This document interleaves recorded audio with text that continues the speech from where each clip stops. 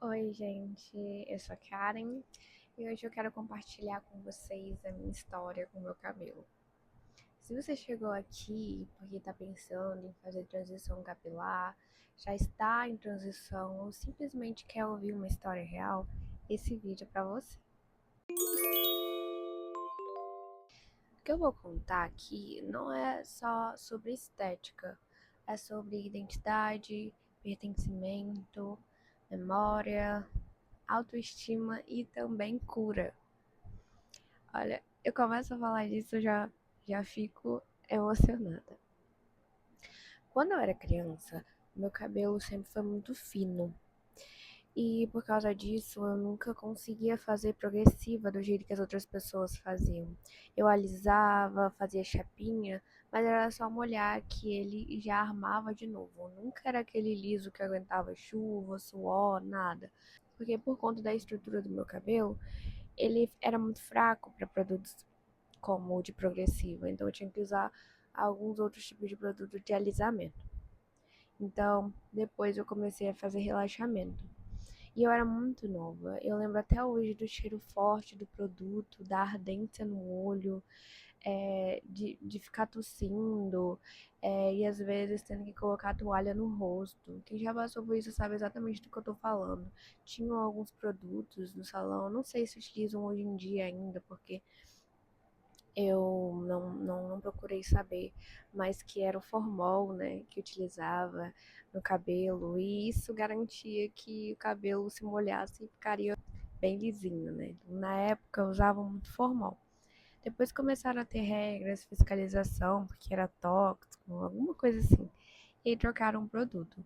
Só que no meu cabelo, esse novo produto ele não alisava de verdade, ele só amaciava os cachos, então quando molhava ele voltava, ficava tipo ondulado, cacheado de novo, com aquelas duas texturas, não era como quando eu utilizava, que eu fazia o método que era o selante. E isso me frustrava muito, porque eu queria aquele cabelo totalmente liso, né, esticado, sem precisar me preocupar com nada. Porque minha mãe, né, alisava o cabelo e a minha irmã também. E eu cresci vendo isso como algo normal. Então, mesmo que ninguém falava diretamente, eu aprendi que o meu cabelo natural não era bonito, que para eu ser bonita eu precisava mudar ele. E aí eu ficava frustrada porque o meu liso ainda assim não era próximo do que eu gostaria, porque se eu pegasse chuva, se eu suasse, ele ia voltar a cachear. Ele não tinha nem aquele limite de ficar alguns meses super lisinho. Porque quando mudaram a fórmula, tiraram o formol, eu fiquei muito triste, porque eu ficava assim, tudo bem que eu tava lá tossindo, que eu tava morrendo com aquela fumaça tóxica, mas pelo menos meu cabelo tava liso, entendeu? E aí, vendo minha mãe que utilizava um outro método, e minha irmã que usava progressiva, eu ficava muito triste, porque o cabelo delas ficava liso, liso, do jeito que eu gostaria, né? Que até com água, se você lavasse, ele ia estar tipo, lisinho ainda, né? E assim, eu não tinha referência de cabelo natural ao meu redor, nem na escola, nem nos espaços que eu frequentava. Teve uma fase que o meu cabelo já não podia mais ser relaxado, porque ele tinha quebrado no meio. Eu utilizava todos os produtos, né, para tentar deixar o cabelo liso, mas meu cabelo era muito fino, então o único produto que eu podia usar era o selante. Só que ele não deixava o meu cabelo liso de verdade. Se eu molhasse, ele armava de novo, que foi a história que eu te contei. Porque por não utilizarem, pelo menos a regra do salão que eu ia, tinha isso por não poder utilizar mais o formol por conta de regras. Eu não sei se era uma questão do salão ou se foi algo que foi geral que aconteceu, mas aí era só uma forma de amaciar o meu cabelo, mas não deixava ele lisinho do jeito que eu gostaria. Então ficava com a raiz de um jeito, a ponta de outro, um cabelo que não era nem uma coisa nem outra. E eu já não me sentia bonita de jeito nenhum, porque eu ia pra escola, eu ia pros espaços e eu não sentia que tava dentro de nenhum molde, porque eu sempre ouvi comentários de, ai, tá lisa em cima, cacheada embaixo, que isso, mas era sempre mulher de julgamento. E nessa época eu ligava muito pra opinião das pessoas. Então, no meu último ano do ensino médio, eu já estava muito cansada. Eu vi algumas pessoas começando a usar cabelo natural, mas eu nem sabia que isso tinha nome, né? Eu não sabia o que era transição capilar, eu não conhecia as técnicas, os penteados, nada, nada.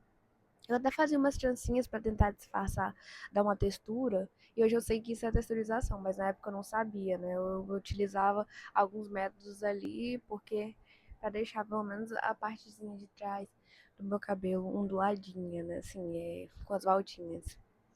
E eu lembro que eu falei pra mim mesma, quando eu terminar o ensino médio, eu vou cortar tudo. Eu não queria nem saber.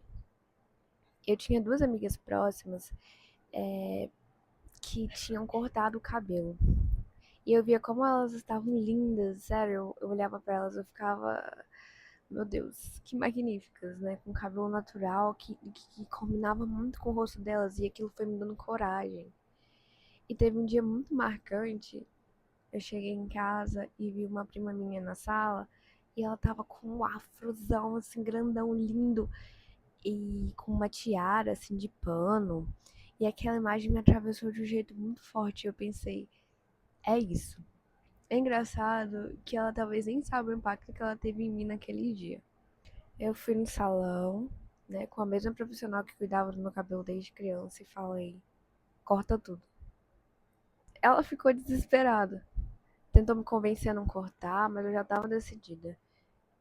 Eu peguei a primeira foto que eu vi na internet de um cabelo cacheado e falei: é isso. Porque ela falou assim: Karen, pelo amor de Deus, como assim corta tudo? Você tem que me dar pelo menos um corte, que isso? Eu acho que seu cabelo fica tão bonito quando você passa o selante, deixa os cachinhos mais soltos e tudo mais, sem certeza. Mas eu já tava decidida. A primeira foto que eu achei no Google, eu mostrei pra ela e falei assim: é isso. E quando eu cortei, foi um dos momentos mais importantes da minha vida, sem exagero. Eu sempre digo para as pessoas próximas a mim, é um momento que eu não trocaria por nada nesse mundo, mesmo. Foi um momento de desconstrução profunda, de liberdade, de me reconhecer. Naquela época eu também não tinha letramento, nenhum letramento para entender o que tinha acontecido comigo ao longo da vida. Eu só sabia que eu era vista como diferente, como não desejada, como alguém que o cabelo era considerado ruim. E a gente aprende isso muito cedo, mesmo sem ninguém explicar, principalmente quando a gente é uma criança negra. E quando eu cortei meu cabelo, eu senti que eu tava tirando de mim muita violência, muita agressão verbal, muita dor que estava acumulada desde a infância. Foi um alívio físico, emocional, simbólico. Parece que eu desbloqueei coisas que estavam guardadas no meu corpo há anos. Eu sempre fui uma pessoa muito sensível à opinião dos outros, somente quando o assunto era meu cabelo. Mas naquele dia, nada me atravessava. Sério, dos momentos que eu tenho mais satisfação assim, de contar e que eu não trocaria por nada. Assim, parece que toda aquela. Foram anos de sobrecarga, tentando ser algo que eu não era e eu não entendia. E quando foi a primeira decisão que eu senti que eu tava tomando por mim mesma e não pelos outros, então, quando eu me olhei no espelho, eu me senti bonita de um jeito que eu nunca tinha me sentido antes. E é muito louco pensar que o cabelo que eu tentei esconder a vida inteira foi justamente o cabelo que me fez me reconhecer como bonita de verdade. Nenhuma chapinha, nenhum salão, nenhum produto se compara àquele momento. Eu saí na rua com uma sensação de escudo, nada me atingia, nem comentários, nem olhares, nem estranhamentos, porque eu percebi que eu não conhecia o meu próprio cabelo, que existe uma herança de trauma que atravessou gerações, né? Da minha avó para minha mãe, para minha irmã e para mim. E eu não conseguia enxergar a beleza porque ninguém tinha me ensinado a enxergar. E foi naquele momento que eu comecei a me ver de verdade. E eu acho tão lindo porque foi uma. Foi o corte ali, parece que eu tava deixando tanta coisa pra trás, entendeu? Parece que eu realmente tirei uma máscara e que eu realmente tava me vendo. E eu mudei muito. Aquela Karen cheia de insegurança, que achava que não pertencia aos espaços, começou a se transformar. Meu cabelo, ele me deu coragem, ele me deu muito mais autonomia, ele me deu presença. E aprender a cuidar do meu cabelo foi aprender a cuidar de mim. E, e hoje, falar de cabelo crespo pra mim não é superficial. Ele é político, é afetivo, é educativo. Mesmo que poucas pessoas assistam, eu fico feliz de compartilhar isso, porque eu sei o quanto isso pode tocar alguém que está passando por esse processo, ainda mais num momento em que a gente vive tantos retrocessos, tantas pressões estéticas. Eu sinto que falar disso é uma forma de resistência e de cuidado. Então, gente, essa é a minha história com o meu cabelo. E não é julgamento sobre quem é liso ou não é liso, cada pessoa tem sua própria trajetória. Isso aqui é sobre a minha experiência, sobre o que me atravessou naquela época e das decisões que eu precisava tomar para ser a mulher que eu sou hoje. Hoje eu posso dizer que meu cabelo me transformou como pessoa, como profissional, como mulher, como alguém que se relaciona com o mundo. Então, assim, eu sou muito grata ao meu cabelo. Ele abriu caminhos que eu não trocaria por nada. Então, é isso, gente. Obrigado se você assistiu até o final. Se você gosta de conteúdos sobre cabelo, não deixe de se inscrever, de curtir e de interagir aqui comigo.